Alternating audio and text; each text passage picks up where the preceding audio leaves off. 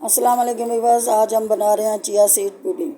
ये प्रोटीन से भरपूर है, गर्मी की हीट को कम करती है। आप ज़रूर बनाएं, बहुत मज़े की रेसिपी है। और हमारे चैनल को सब्सक्राइब कर दिया करें, कमेंट में हमें बताया करें हमारी रेसिपी आपको कैसी लगी है, ये ज़रूर बताया करें। और हमारी वीडियोस को लाइक कर दिया करें।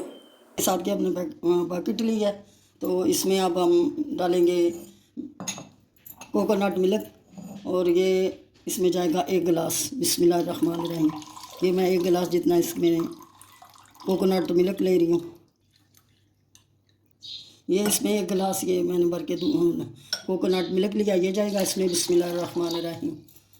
इस तो ये स्वीटनर के लिए मैं यहाँ पे हनी डाल रही हूँ। इसमें शुगर नहीं जाती, हनी जाता है। तो ये आप अपने चॉइस के हिसाब से अगर शुगर डालना चाहते हैं तो डाल लें। इसको मिक्स करें। बिस्मिल्लाहिर्रहमानिर्रहीम। अब इसमें मैं डालूँगी चिया सीड्स। ये 2 टेबलस्पून मैं भर के इसमें डालूँगी। बिस्मिल्लाहिर्रहमानिर्रहीम। ऐसे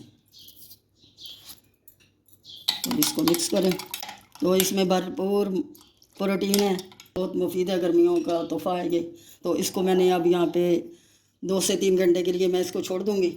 ये वैसे ओवरनाइट भी नाइट भी इसको भिगो के जो रख देते हैं। हमारी जो हमने चिया सीड्स यहाँ पे कोकोनट मिल्क में रखी थी 2 घंटे के लिए, ये देखें माशाल्लाह से ये बहुत अच्छे से हो गई है। तो अब यहाँ पे हम इसमें डालेंगे कुछ फ्रूट्स डालेंगे। इसके लिए ये मैंने एप्पल लिया है, एक मैंने एप्पल लिया है, ये छोटे छोटे टुकड़े मैंने काट लिए हैं। बिस्मिल्लाहिर्रहमानिर्रहीम। ये जाएंगे इसमें।